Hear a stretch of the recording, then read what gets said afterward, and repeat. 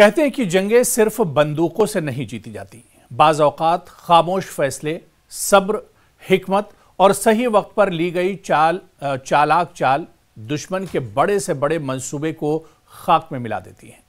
आज हम बात करेंगे गजा की, हमास की और उस तारीखी सियासी हिकमत अमली की जो उन्होंने अमेरिका और इजराइल के दबाव के बावजूद अपनाई और दुनिया को हैरान कर दिया। यह वो कहानी है जो न सिर्फ फिलिस्तीनियों के लिए बल्कि दुनिया भर के मजलूमों के लिए एक नई उम्मीद बनकर उभरी है। चंद दिन पहले ही अमेरिका के सदर डोनाल्ड ट्रंप और इजराइल के वज़ीर आज़म बिन्यामिन नेतन्याहू ने एक ऐसा मंसूबा पेश किया जिसमें फिलिस्तीन के मुस्तकबिल का फैसला यकतरफा अंदाज में किया गया। इस ऐलान के बाद दुनिया भर के मुसलमानों और खासतौर से इंसानी हमदर्दी रखने वालों में शदीद गुस्सा पैदा हुआ। यूं महसूस हुआ जैसे फिलिस्तीन की आज़ादी की जंग खत्म हो चुकी हो। नेतन्याहू ने बाकायदा जश्न मनाया, ट्रंप ने धमकियां दी और ख़ासतौर पर हमास को डराया धमकाया गया। लेकिन असल कहानी तब शुरू हुई जब सब कुछ मायूस कुन लग रहा था। तब कतर, तुर्की और मिस्र ने खामोशी से काम शुरू किया। कतर में खुफिया मुज़ाकरात हुए। दूसरी तरफ हमास के रहनुमा भी मज़ाहमती ग्रुपों के साथ बैठे और एक नई राह निकालने के लिए। सवाल था कि हम इस सियासी मुहासरे से कैसे निकलें। क्या हम सिर्फ बंदूक से जवाब दें या कुछ नया करें? हमास ने न मंसूबा मुकम्मल तौर पर रद्द किया और ना ही मुकम्मल तौर पर कबूल किया, बल्कि एक ऐसी दरमियानी राह निकाली गई जिससे इजराइल और अमेरिका की चाल खुद उनके खिलाफ पलट गई। खासतौर पर इजरायली कैदियों की रिहाई का फैसला एक गेम चेंजर साबित हुआ। दुनिया को दिखाया गया कि हम दहशतगर्द नहीं, हम अमन चाहते हैं। मसला हम नहीं, मसला इजराइल है। तुर्की के वज़ीर खारजा हाकान फिदान, इस्लामी स्कॉलर और कतर के अमीर और दीगर अहम शख्सियात ने अमरीकी मुशीर विटकॉफ और सदर ट्रंप से बाकायदा बातचीत की और एक ऐसा मसवदा तैयार किया गया, एक ऐसा मंसूबा तैयार किया गया जो ट्रंप की सियासी अना को भी खुश करे और हमास की इज्जत और खुद मुख्तारी को भी महफूज रखे। ट्रंप ने कैदियों की रिहाई को अपनी कामयाबी करार दिया और हमास की तजवीज कबूल कर ली। दुनिया हैरान रह गई। जिन्हें दहशतगर्द कहा जा रहा था वो अब अमन के सफीर बनकर सामने आ रहे थे। ट्रंप ने अपने सोशल मीडिया पर ऐलान किया कि हमास अमन चाहती है, कैदी रिहा होंगे, इजराइल बमबारी बंद करे। यह बात इजरायली सियासत में एक तरह से जलजला साबित हुई। नेतन्याहू परेशान और मायूस हुए। अमरीकी सहीयूनी लॉबी जिसे AIPAC और बिल एक्मेन जैसे सरमायाकार गुस्से में आ गए। ट्रंप ने तो यहां तक कहा कि तुम हमेशा मायूस कुन क्यों रहते हो नेतन्याहू, यह एक बड़ी कामयाबी है। यह कोई मुकम्मल जीत या मुकम्मल हार नहीं है बल्कि मज़ाहमत का एक नया मोड़ है। हमास ने खुद को सिर्फ मज़ाहमती ग्रुप नहीं बल्कि जिम्मेदार फरीक के तौर पर इस पूरे मामले में पेश किया।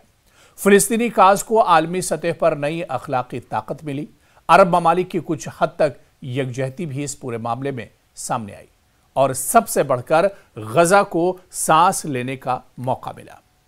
अब भी मिस्र में जारी बातचीत में हमास के मुतालबात बिल्कुल वाज़ेह हैं। हमास का कहना है कि मुस्तकिल जंगबंदी होनी चाहिए, इजरायली फौज का इनखला होना चाहिए और इमदाद की आज़ाद फराहमी होनी चाहिए। घरों से बेदखल लोगों की वापसी हो, गजा की तामीर नौ हो और कैदियों का मुनसिफाना तबादला किया जाए। दरअसल ये वाकया सिर्फ एक सियासी चाल नहीं बल्कि ये सबक है। अगर इरादा सच्चा हो और हिकमत के साथ कदम उठाया जाए तो छोटी कौमें भी बड़ी ताकतों को मजबूर कर सकती हैं।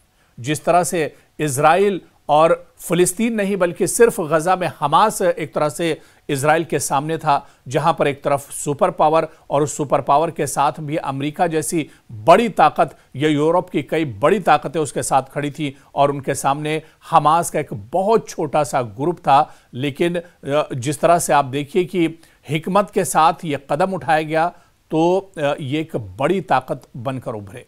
फिलिस्तीन आज सिर्फ एक खित्ता नहीं, आज़ादी की अलामत बन चुका है। वो बच्चे जो मलबे में हंसते हैं वो हमें याद दिलाते हैं कि चिराग बुझता नहीं जब तक उम्मीद जिंदा हो और जो दिल से न हारे वो कभी शिकस्त नहीं खाता।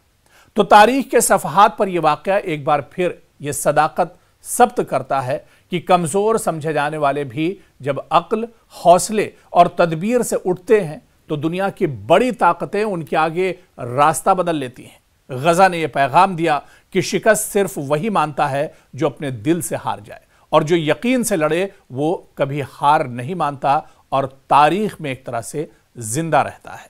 और ऐसा ही कुछ गजा के अंदर भी देखने को मिला है, और ऐसा ही कुछ एक तरह से गजा की इस लड़ाई में भी हुआ है, जहां पर आप देखिए कि डोनाल्ड ट्रंप का यह मुआहिदा पूरे 2 साल 7 अक्टूबर 2023 को ये पूरी जंग छिड़ी थी, और उसके बाद अक्टूबर के महीने में साल 2025 अक्टूबर के महीने में, यानी ठीक 2 साल के बाद ये जंग एक तरह से रुकी। लेकिन इस जंग के पीछे जो बड़ी जीत हुई है दरअसल वो हमास की हुई है, वो फ़लस्तीनियों की हुई है, वो उन मासूमों की हुई है जिनका कत्ल किया गया और जिनका खून बेदरीग तरीके से गजा में बहाया गया।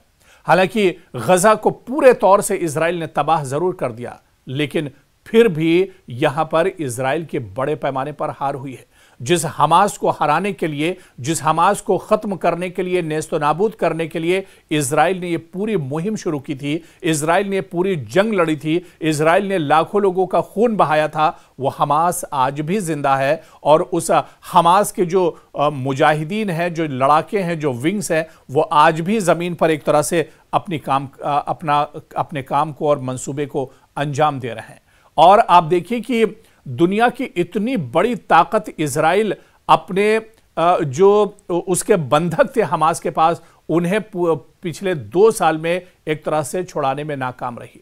यानी हमास के पास जो इजरायली बंधक थे उन्हें भी इजराइल पिछले 2 साल में नहीं छुड़ा पाया। हालांकि इजराइल ने हर तरह एड़ी चोटी का जोर लगा लिया, चाहे एयर स्ट्राइक की बात करें, चाहे बमों की बात करें, चाहे रॉकेट हमलों की बात करें, चाहे जमीनी लड़ाई की बात करें, सब कुछ गजा में इजराइल ने कर लिया। लेकिन हमास के पास जो बंधक इजराइल के थे उन्हें नहीं छुड़ा पाया। और यही सबसे बड़ी ताकत हमास की थी, जो इजराइल के बंधक उसके पास थे। और इन्हीं बंधकों को लेकर एक बड़ी डील एक तरह से इजराइल के साथ हुई है, और इजराइल को कहीं ना कहीं एक तरह से कमजोर होना पड़ा और एक तरह से झुकना पड़ा, क्योंकि इन्हीं बंधकों को लेकर बड़े पैमाने पर इजराइल में लगातार एहतजाज और प्रोटेस्ट होते रहे। तो वो छोटा सा विंग और छोटा सा ग्रुप मुजाहिदीन का, हमास का, जो पूरे तौर से एक तरह से मुकाबला कर रहा था गजा की सरजमीन पर, हमास वो आज भी जिंदा है। और उसी छोटे से ग्रुप से दुनिया का एक सुपर पावर यानी इजराइल और अमेरिका उसके सामने गिड़गिड़ाते हुए एक तरह से नजर आए, और उन्हें भी इस छोटे से ग्रुप के साथ इतना बड़ा मुआहदा और डील करनी पड़ी। यानी माहिरीन ये मानते हैं कि ये इजराइल की और अमेरिका की बहुत बड़ी हार है, जो हमेशा तारीख में याद रखी जाएगी।